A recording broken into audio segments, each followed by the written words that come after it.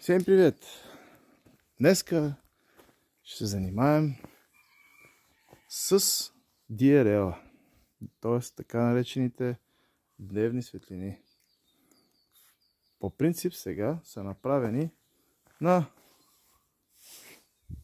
късите фарове, но забелязах, че когато работят, има едно бучене от самите моторчета вътре и понеже съм ги направил да светят на 70% и най-вероятно има някакъв пад на напрежение и се получава едно товарене на моторчетата постоянно и едно бръмчене. И сега моята идея е да ги направя на дългите светлини. Само че търсех специални бушончета с удължения. Такива не можах да намеря, най-вероятно в интернет. Ще има. Но да ми трябваха за днес. Но като няма. Първо ще видим какво мога да направя.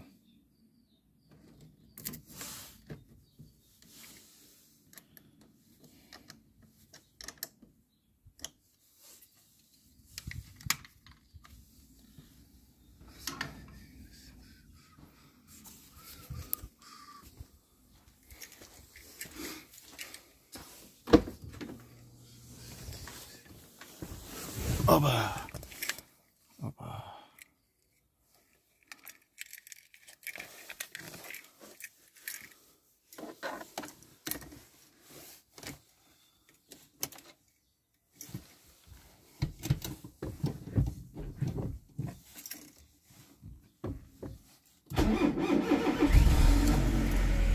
Ето бе, сега си върти стартера. Пома. Ека малко да отработи.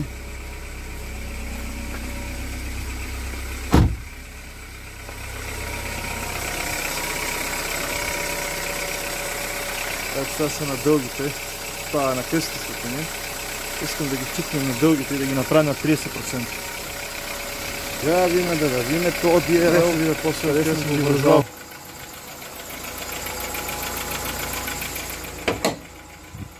Само че изкарам малко напред.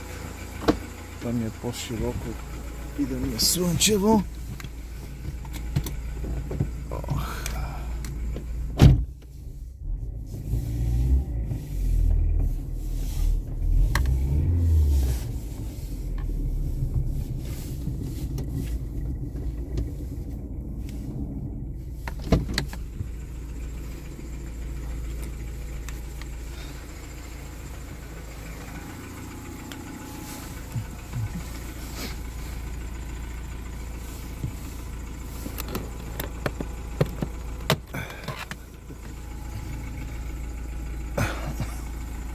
Няма видим. Това се сваля всичко тук. Това се сваля. И да видя къде съм се вързал. Тук по спомени, некъде тук май съм се вързал. На късите. На късите, а може тук съм се вързал. Това как се правеше на Volkswagen? Натиска се и се върти веднъж и се дърпа. По този начин се освобождават тук едни кръчета.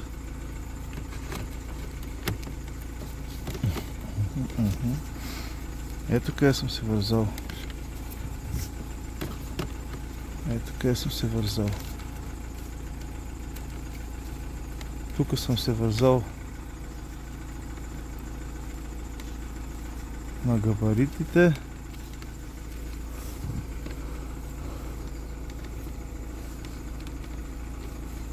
А тук съм се вързал на късите.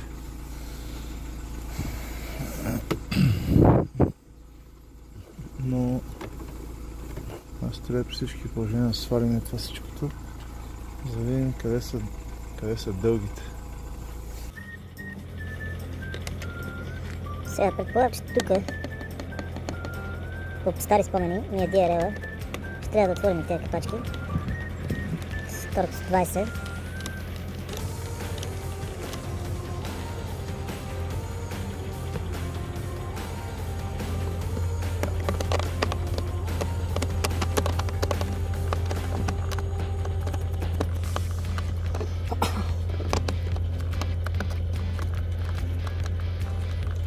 Тук със сигурност не е Торкс 20.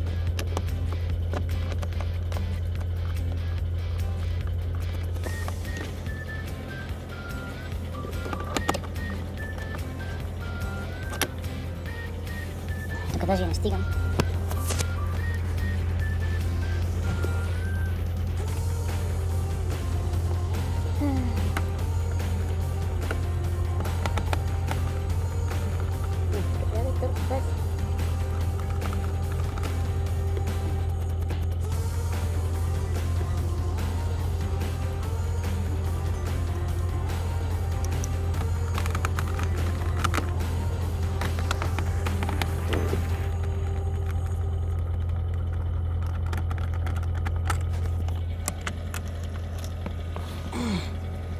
Три винчета. Така много мъсно.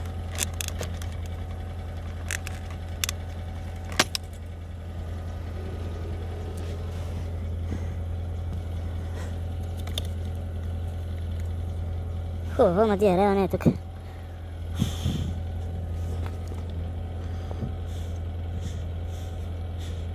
Вероятно е тук. Тук е някъде. Навярно.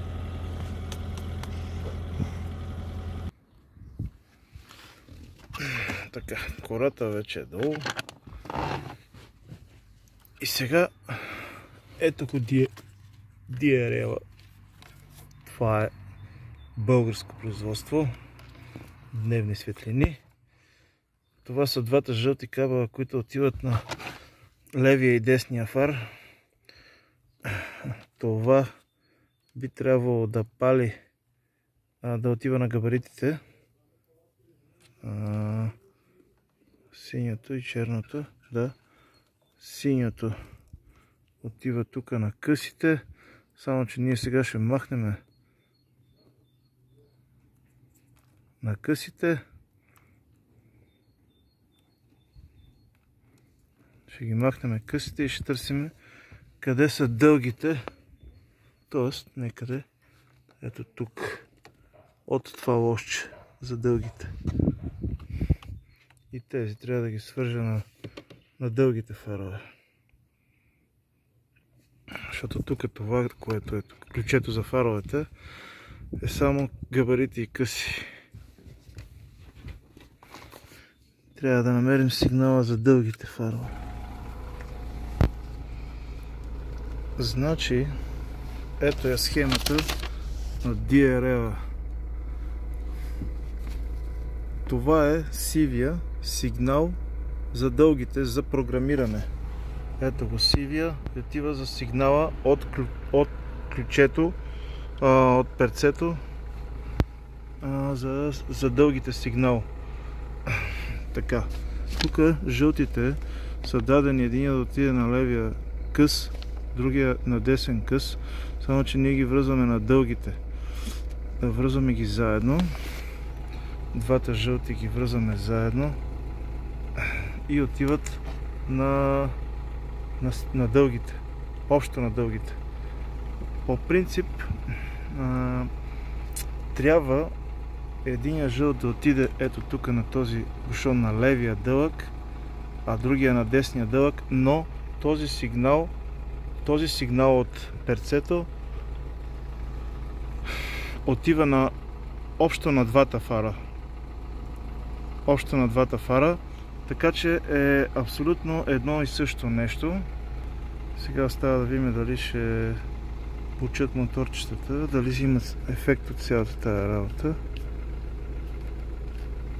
И слагаме корите и това е. И сега всичко по обратния ред. Всичко, що е кабелче, е тук си лега в леглото, защото Това поло е много добре измислено. Всичко си лега тук в легалцето. Ето така.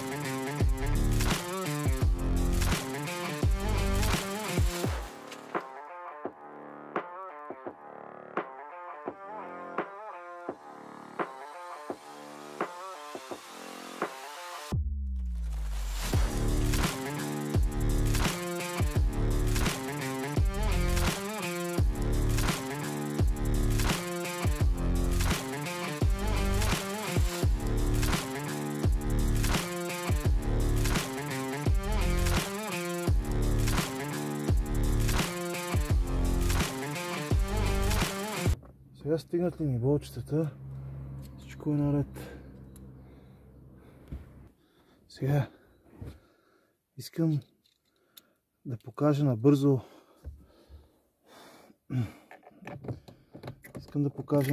работата на DRL-а. А сега набързо работата на DRL-а. Нали? Момент само да сложа и това тук. Къде си, бе?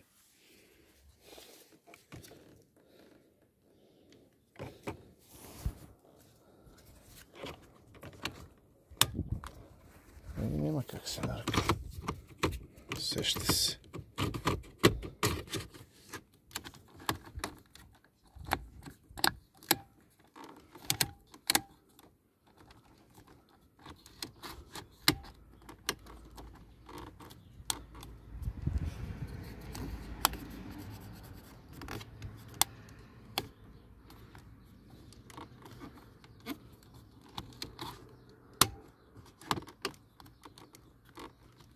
То така седи.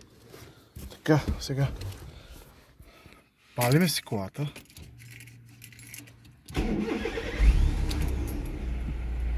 И се чува едно так и се палят дългите. Започва да мига за дългите. На 30%.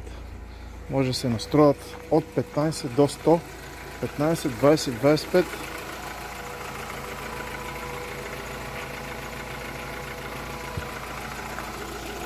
Когато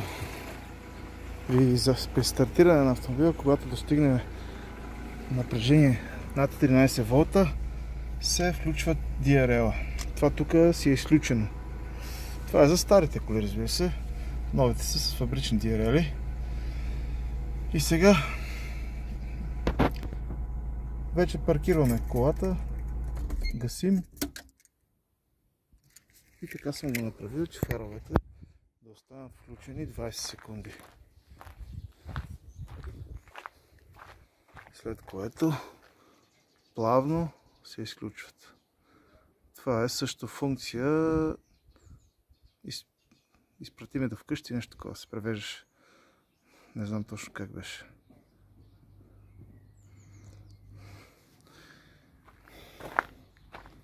Готина рудка. Аз отдавна съм я слагал, 35 лева струва. Българско производство, много ми харесва. Не се занимаваш с фарове, палиш, гасиш. Изключително полезно за предотвратяване на глоби за фарове. Аз по принцип ги преместих на дългите, защото, както ви казах по-рано в видеото, имах проблеми с жужжението на моторчетата, когато беха на късите светлини Явно нещо имаше, някаква отечка и товареше моторчетата. Въпреки че работиха на 70%, сега съм ги сложил на дългите на 30%. Още по-добре. И така, чао, скиф!